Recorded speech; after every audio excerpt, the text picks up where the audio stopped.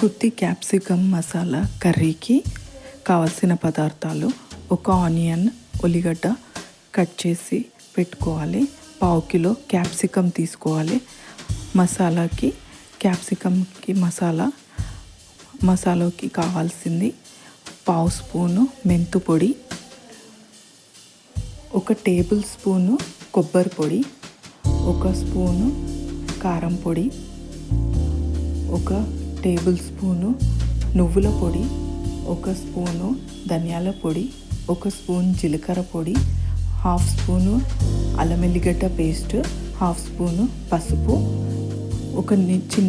పెద్ద నిమ్మకాయ సైజు చింతపండు నానబెట్టి ఇలా వేసుకొని మిక్సీ పట్టుకొని పేస్ట్ చేసి పక్కకు పెట్టుకోవాలి.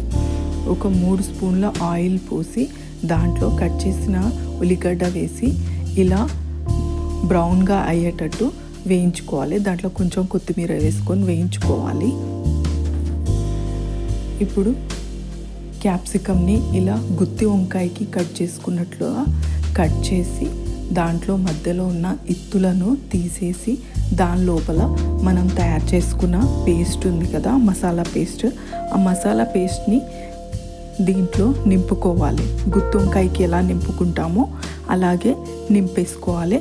నేను చెప్పడం మర్చిపోయాను, దాంట్లో మసాలాలో సాల్ట్ కూడా వేయండి. 1/2 స్పూన్ సాల్ట్ వేసి మిక్సీకి వేసి పేస్ట్ చేసి పెట్టాలి. ఇప్పుడు దీంట్లో ఇలా నింపేసేయాలి.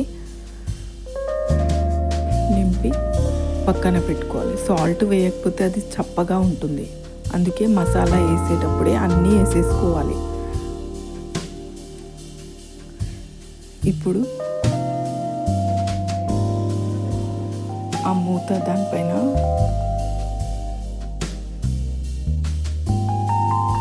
ఇలా ఆనియన్ కొద్దిగా బాగా ఫ్రై అయ్యాక దాంట్లో కొద్దిగా అల్లం వెల్లిగడ్డ పేస్ట్, అంటే 1/2 స్పూన్ అల్లం వెల్లిగడ్డ పేస్ట్, 1/2 స్పూన్ పసుపు కూడా వేయాలి. మసాలాలో వేసినా సరే దీంట్లో వేస్తే టేస్ట్ బాగుంటుంది. వేసి అది ఒక నిమిషం వేగాక మనము మసాలా నింపుకున్న క్యాప్సికమ్ని వేసి కొద్దిగా ఇట్లా కలుపుకొని మూత పెట్టి ఆ మూత పైన కొద్దిగా వాటర్ పోసి పెట్టాలి.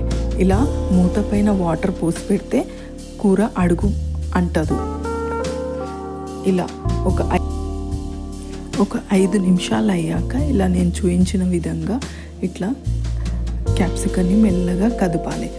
దాని తర్వాత మళ్ళీ ఒక 5 నిమిషాలు అయ్యాక మిగిలిన మసాలా ఉంది కదా, మసాలా పేస్ట్, అది మొత్తము పోసేయాలి. ఒకవేళ గట్టిగా ఉంటే కొద్దిగా వాటర్ కలిపి కూడా పోసేయచ్చు.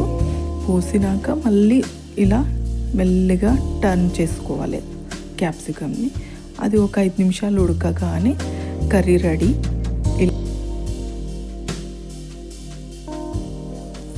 క్యాప్సికమ్ కర్రీ, చింతపండు తొక్కు,